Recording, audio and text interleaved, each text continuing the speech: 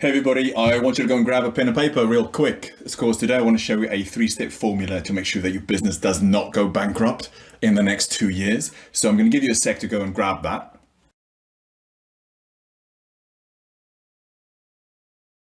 Right. Imagine this, right? You plowed all of your savings and your time into a business that's really a good idea and you love what you're doing, right? But after about 2 years or so, which is about 80% of all small businesses, the whole thing just goes bankrupt and you've wasted all of that time and all of that money and you don't know where you've gone wrong. Does that sound like a stretch?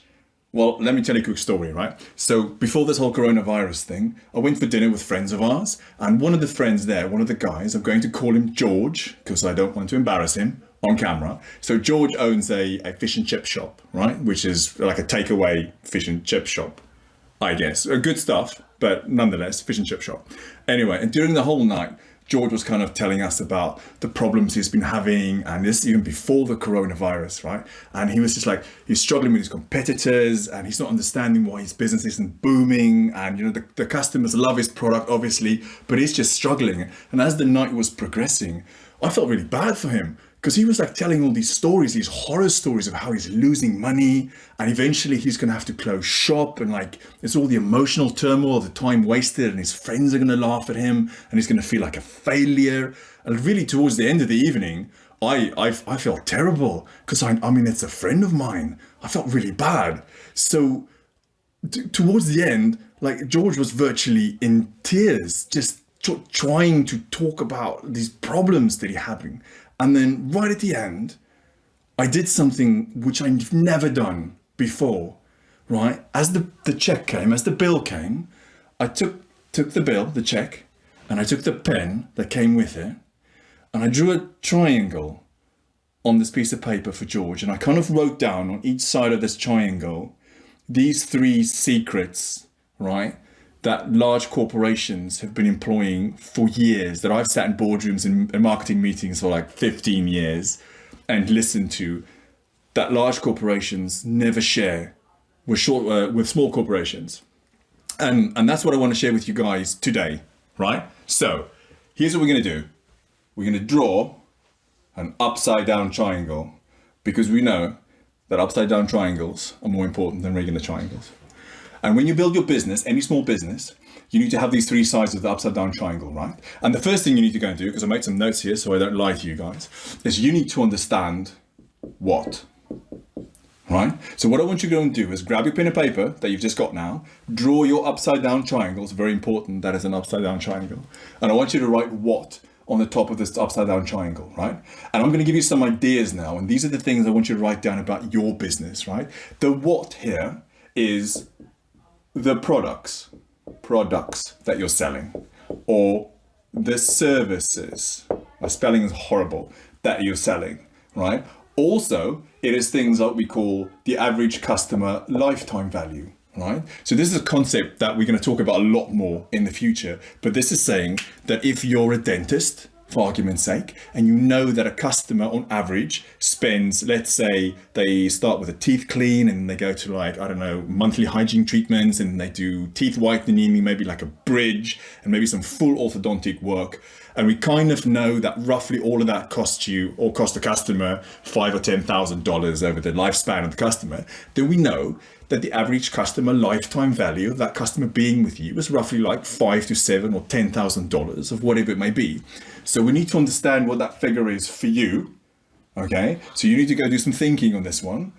But the what side of the triangle is all about the products that you sell, the services that you sell, your average customer lifetime value, and then very importantly, and we're going to talk loads about this later on, is what we call your value ladder, right? And I quickly want to touch on the value ladder. Let's use the example of a dentist again, because we love talking about dentists, right? Because no one ever wants to go to a dentist. Don't know the last time I've been. The value ladder is where I go to the dentist, right? And the dentist says to me, hey, you know, you've come in for whatever this basic checkup is, but you know, your teeth probably aren't as white as they could be. And I'll be like, oh my God, my teeth is yellow and I'm a horrible person and no one's going to like me. And the dentist goes, hey, do you know what? If you, like for the special deal that I have right now, you can sign up, you get a teeth whitening and I'll give you like a 50% discount. And I was like, yeah, I'm in, done. sign me up for that one. And then obviously the dentist signs me up, make an appointment, I pay him some money. And the next time I'm there, the dentist is kind of like, oh, do you know what? Actually, like your teeth, like you're definitely getting whiter, right? But they need to stay white. And obviously you must be a smoker or a coffee drinker. And I was like, oh my God, I'm not a smoker or a coffee drinker. And the dentist is like, hey, I've got this kit. And if you take this kit home, right, it's got some super dentist bleach in it, and you make a mold for it, like a whole process that you go through. Like probably break the whole thing in my kitchen. But then you can keep your teeth nice and white. And I was like, oh my God, I need that, right? Sign me up for that one. I have that one. And then the dentist goes on and on and on and on over the course of months and sells me more products, right? And that's what we call the value ladder, right? So eventually I start with something that has value, and then I get more value, and then I get more value and more value. And obviously this costs me a whole bunch of money. So this is the one side of your triangle, right? You need to understand what it is, the products or services, your average customer lifetime value, and the value ladder of what you're trying to sell, right? So go and write that down for your business right now. Even if you scribble, I don't care. Just go and write them down, because we're going to talk about this a little bit later on. The other thing, or the other side of the triangle, let's see if that works, is the how, right? This is how are you going to sell that product, right? So that could be your website, right? This also talks about sales processes, and I can't spell process, it will save my life. Sales processes. This talks about sales funnels, which we're going to talk about to death at some stage. And then of course. And then normal brick and mortar shops, right? So let's quickly talk about this. This is the how bit, right? So I go to a dentist, stick with a dentist. I go to a dentist, I walk into the waiting room of the dentist, and I'm greeted by this lovely assistant, and she looks beautiful, and she has beautiful teeth, and she smiles at me. And there would be a sales process associated with it, right? So I would sit in the chair, maybe, and then she would give some small talk, or do some small talk, and then she would try and sell me stuff, right? So this element of the triangle is, how are you actually selling that? Is it your receptionist that's selling it? Is it your dental hygienist that's selling it? Or if you're in the beauty salon, is it your hairdresser that's selling it? Or is it like the person who threads your eyebrows who's selling it?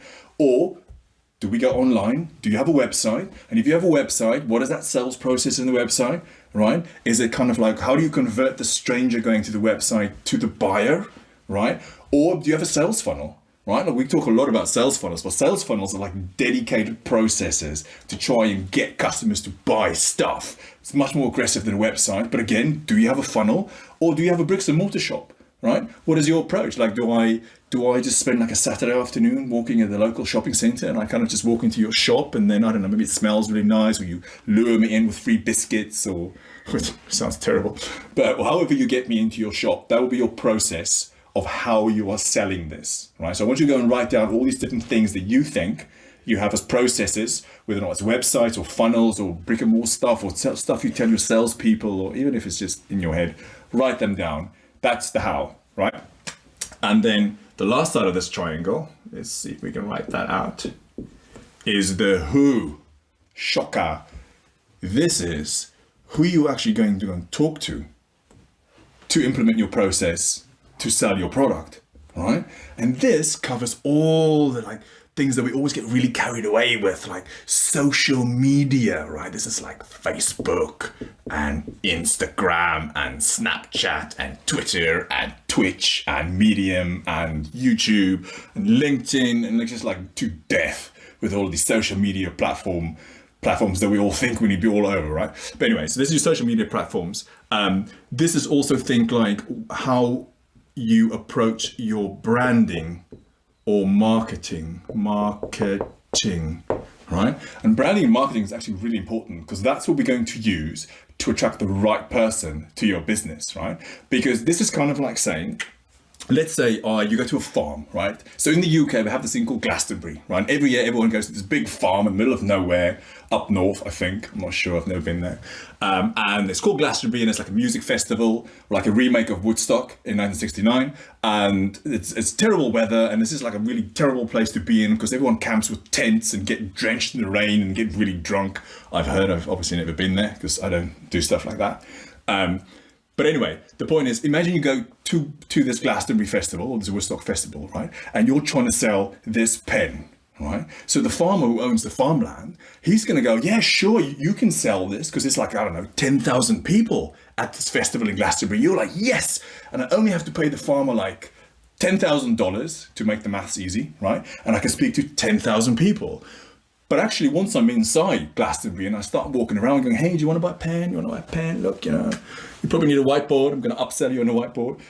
I kind of realized that maybe not all of these people want to buy a pen, right? So now all of a sudden we kind of saying, well, actually, maybe like only 10% of these people are really interested in a pen, right? So that's like 1,000 people. So what that really means is I've paid $10,000 to get into a little encampment in the middle of nowhere. And instead of talking to 10,000 people, I'm only really talking to like 1,000 people, right? So all of a sudden it's costing me like $10 to talk to one person. So the point I'm trying to make here is not to get confused with like marketing and branding, but to understand that marketing and branding is super, super important when you start thinking about the who, right? Like, who is this are you actually going to go and talk to? And then we also have things like, oh my goodness, like Facebook ads, right? And Instagram ads and all those little goody things that we all wish was just so much simpler, but it's not. Ultimately, that falls all of the who, right? So what I need you to go and do now is take a piece of paper, draw your upside down triangle. It's very important you have an upside down triangle. Write down the what, the who, and the how, and write down what is the products or the services or your value ladder or your average customer lifetime value that you have right now. It doesn't have to be perfect. Just go and write it down. I want you to write down the how, right? Which is, how are you selling this? Is it via a website? Do you have some sales processes? Do you have a bricks and mortar shop and someone comes in and you just like offer them cookies and, I don't know, cuddles until they buy stuff from you, which you probably shouldn't do, I guess. Who knows how that works.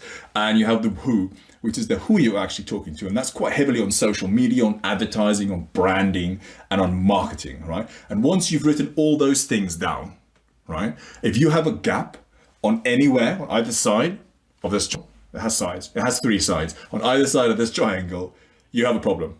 It's as simple as that. And the businesses that fail, 80% of these small businesses that fail within 2 years of starting up, they fail because they don't have one of these sides of the triangle defined, right? So that's your job right now. I really hope you found some value out of this. If you have found any value out of this, please share that with anyone or give me some comments. Or if you want me to get involved with your business, I'm more than happy to do that. And all I need you to go and do is go to my website, which is www.lacker-media.com/call. I'll put it in the video at the bottom here, and you can apply for a consultation with my office. Have a great day.